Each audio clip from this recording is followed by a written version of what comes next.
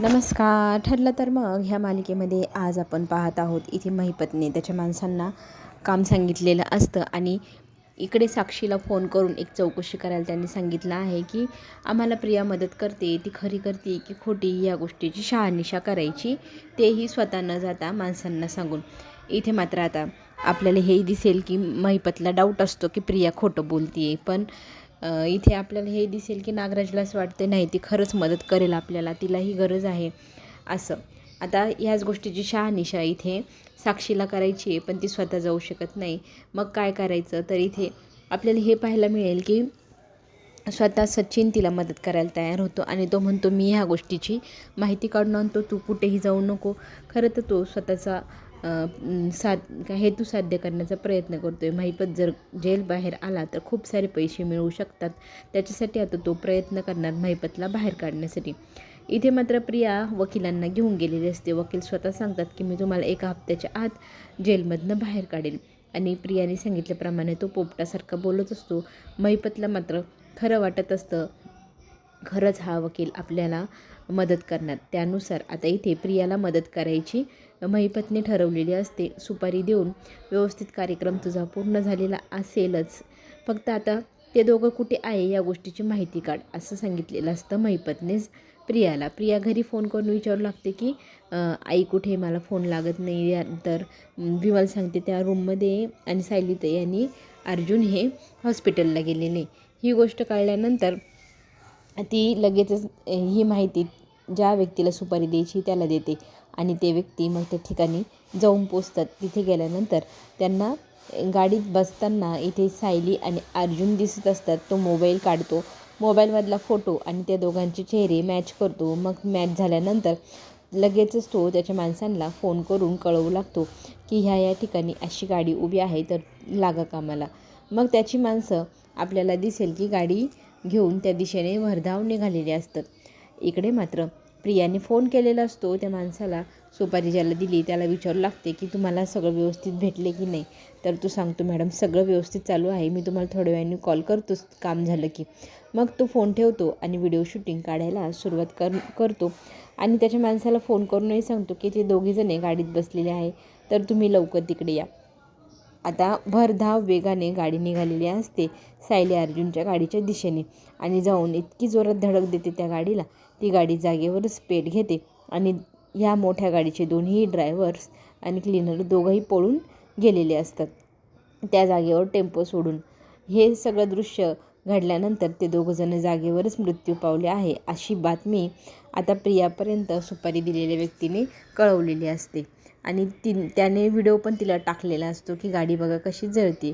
म्हणजे 100% आता हे दोघंजण ह्या गाडीत जळाले आणि आपल्या आयुष्यातला सगळ्यात मोठा अर्जुन सायली नावाचा काटा हा निघालेला आहे असं प्रियाला वाटू लागतं. सचिन मात्र इकडे माहिती काढत असतो की आतमध्ये जाऊन वकिलांना भेट आणि वकील खरं बोलतो आहे की खोटं ह्या गोष्टीची शहानिशा तुझ्या पद्धतीने कर. अगोदर त्यांनी टेबलावर पैसे ठेवले, महिपतची केस घ्यायला सांगितली आणि 1 हप्त्यात महिपत सुटायला हवा असंही सांगितलं, पण तो व्यक्ती म्हणतो तुम्ही मला एवढे पैसे का देताय, याच्या आधी पण एका बाईने दिले यांना सोडवण्यासाठी पैसे. आता हे कळल्यानंतर लगेचच तो माणूस बंदूक काढतो आणि त्या बाईने तुला काय काय सांगितलं खरं खरं मला सांगायचं. मग तो घाबरतो आणि लगेचच खरं सांगायला तयार होतो. तरी ते तो गुंड माणूस काय करतो, मोबाईलमध्ये तो वकील जे काय बोलतो त्याची शूटिंग काढायला सुरुवात करतो. आता प्रियाने तुम्हाला खरं खरं काय सांगितलं ते सगळं सांगायचं असं कबुली द्यायला लावली. मग इथे तो वकील कबूल द्यायला लागतो की प्रियाने सांगितलं काय फक्त आपण सोडवण्याची ॲक्टिंग करायची, त्यांना पटवून द्यायचं की आम्ही तुम्हाला दोघांना जेलमधनं बाहेर काढणार आणि त्याच्यासाठीच तिने मला भरपूर पैसे दिले आणि आम्ही दोघंजण जाऊन तिथे जेलमध्ये ॲक्टिंग पण करून आलो. आता ही गोष्ट आता साक्षीद्वारा महिपतपर्यंत पोहोचणार आणि महिपत त्याच्यामध्ये काय ट्विस्ट आणतो तेही आपण पुढे पाहूयाच. आता इथे आपल्याला हे पाहायला मिळणार की सायली अर्जुन घरी आलेली नाही म्हणून काळजीमध्ये असते कल्पना. सतत म्हणत असते की हे दोघं आले नाही, फोन करा, मला खूप भीती वाटते, काहीतरी अघटित होते की काय, माझं उजवा डोळा पण फडफडतोय, असं काय बोलू लागते. तर अश्विन म्हणतो तू का काळजी करते, येतीलच ते दोघंजणं घरी. तितक्यात तन्वी घरी आलेली असते आणि मोबाईल दाखवत रडू लागते. तिला सांगता येत नसतं की नक्की काय घडलं आहे. ती सगळ्यांना फोनमध्ये न्यूज दाखवू लागते.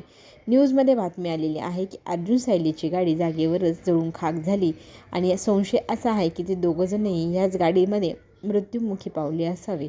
आता ही गोष्ट ऐकल्यानंतर घरातल्या सगळ्यांच्या पायाखालची जमीनच सरकली. कोणाला विश्वासच बसेना, असं कसं शक्य आहे? पण गाडी तर अर्जुन आणि सायलीचीच आहे. सिटी हॉस्पिटलला गेले होते दोघेजणी, मग नक्कीच त्यांचं काहीतरी झालं असावं. इथे आता आपल्याला हे पाहायला मिळेल की कल्पना चक्कर येऊन पडलेली असते. तिला सावरण्यात सगळेजण व्यस्त असतात. तिला प्रताप समजवत असतो की ही जी बातमी आहे ना ती खोटी पण असू शकते. मी तिकडे जाऊन शहानिशा करतो, तोपर्यंत संयम धीर ठेवा, अजिबात खचून जायचं नाही. तो तिकडे फोन करून पोलिसांना चौकशी करायला पाठवून माहिती काढण्याचा प्रयत्न करू लागतो. पोलिसही म्हणतात की तुम्ही स्वतः इथे या. आता प्रताप म्हणतो की ही जर शुद्धीवर आली तर आपण दोघेजणे, अश्विनला म्हणतो आपण दोघेजणे जाऊन तिकडे चौकशी करूया.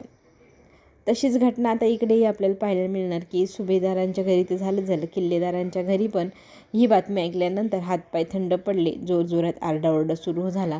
हातापायाला जणू काही प्राणच राहिला नाही. अशा परिस्थितीत प्रतिमा खाली कोसळते, रडू लागते आणि इथे प्रतिमा आणि सगळेजण आता निघालेले असतात अर्जुन सायलीच्या घरी जाण्यासाठी. खरी गोष्ट काय आहे तिथे गेल्यानंतरच समजेल असं म्हटल्यानंतर सगळेजण तिकडे जायला निघतात. इकडे आपल्याला हे पाहायला मिळेल कल्पना ही शुद्धीवर येते. शुद्धीवर आल्यावरती तिला सावरत प्रताप म्हणू लागतो की बातम्या खोट्या असू शकतात, मी स्वतः जाऊन पाहून येतो, तोपर्यंत तू संयम ठेव, धीर ठेव, अजिबात खचून जाऊ नको असं सांगून ते बाहेर गेलेले असतात. घरात ती रडत असते. प्रिया तिला सांगत असते, बघा ना काय होऊन बसलं, मी लहानपणापासून सायलीसोबतच लहानची मोठी झाली, ती अशी कशी मरू शकते माझ्या अगोदर. अर्जुन सायलीला काही होणार नाही असं कल्पना तिला जोरात ठणकावून सांगते आणि तू जे काय बोलते ते सगळं खोटं आहे. माझ्या देवी आईवर विश्वास आहे, ती असं कधी वाईट करणार नाही असं म्हणत रडू लागते. प्रिया लगेच म्हणते, थांबा मी तुमच्यासाठी सरबत निंबू पाणी घेऊन येते. तर ती निंबू पाणी बनवायला किचनमध्ये जाते. इकडे प्रताप अश्विन निघालेले असतानाच इकडनं किल्लेदार पण आले आणि चैतन्य पण आला. आणि ते सगळेजण एका ठिकाणी जमा झाले. नक्की काय झालं आहे माहिती काढण्यासाठी आपल्याला त्याच ठिकाणी जावं लागेल असं म्हणत सगळेजण त्या ठिकाणी आता जिथे ॲक्सिडेंट झाला तिकडे निघालेले असतात.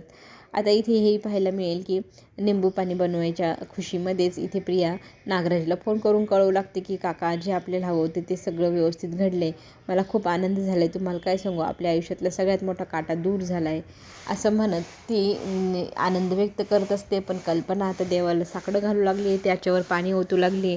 देवांना पाण्यात ठेवून ती देवाकडे साकडं करते की माझे अर्जुन सायली सुखरूप घरी येऊ दे. प्रिया मात्र म्हणते हे कधी शक्य नाही, आता ते गेले ढगात. पुढील भागात हे पाहायला मिळणार, अर्जुन आणि सायलीला घरी घेऊन आलेले असतात प्रताप, अश्विन आणि सगळेजण. त्या दोघांना पाहून इथे प्रियाला तर विश्वासच बसत नाही, असं कसं शक्य होईल.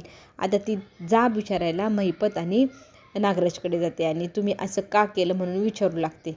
तर त्यावेळेला महिपत तिला म्हणू लागतो की आता तुझी सुपारी मीच घेणार, कारण तू माझ्याशी खोटं बोलून माझ्याकडनं काम करून घेण्याचा प्रयत्न केला आहे. तुझे जे काही स्वप्न आहे ते मी कधीच पूर्ण होऊ देणार नाही. आणि आता अर्जुन सायली पण प्रियाच्या विरोधामध्ये चांगलाच कट रचणार. त्यांच्या लक्षात आलं आहे की ही सगळी घटना योगायोग नसून हा प्रियाने रचलेला कट आहे. चला तर मग पुढे जो काही ट्विस्ट येईल तो पाहण्यासाठी चॅनलला लाईक करा, सबस्क्राईब करा. आपण पुन्हा भेटूया, तोपर्यंत धन्यवाद.